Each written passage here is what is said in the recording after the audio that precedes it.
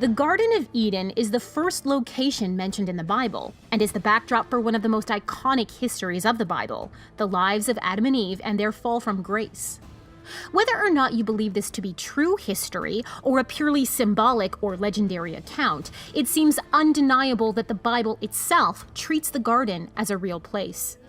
The garden is said to have been located in the land called Eden, which was in the east. The Bible names 4 rivers that watered the garden, the other lands that these rivers flowed to, and even what some of those lands were famous for. This garden in Eden had a real location. There are 2 basic ways that interpreters have dealt with these physical descriptors. The first takes the text seriously and uses the Tigris and Euphrates rivers today as a place to begin. These rivers maintain their ancient names and by and large still follow the same course, beginning in the mountains of Turkey, joining together in modern Iraq, and then emptying into the Persian Gulf.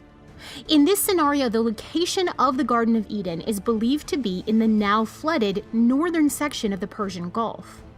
Genesis 2 verse 10 says, "A river watering the garden flowed from Eden. From there, it was separated into 4 headwaters." This is interpreted as meaning that 4 rivers joined into one, and then that one river flowed through the garden and emptied into the Gulf. Interestingly, there are candidates for the other 2 rivers. The Gihon is identified with the Dez and Karen rivers that flow through western Iran and still meet up with the Tigris-Euphrates. Genesis links this Gihon River with the land of Cush, which in this view is tied to the Kassites. In 1994, satellite radar images of northern Arabia revealed a long, dried river that provides evidence for a possible Pishon River. In Genesis, this river Pishon is connected to the land of Havilah and its abundant gold.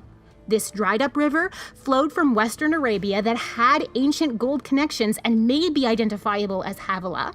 It flowed east towards the Tigris and Euphrates, whom it joined, before flowing into the Persian Gulf.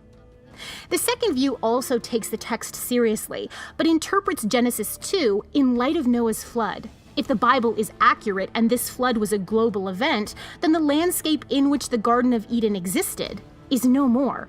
There's no real way of telling how much the geography of the world changed. Are mountains, canyons, rivers, and gulfs now how they were before the flood? It's unknown. How then does this theory account for the Tigris and Euphrates still existing? The survivors of the flood rebuilt and named their new surroundings after what once was.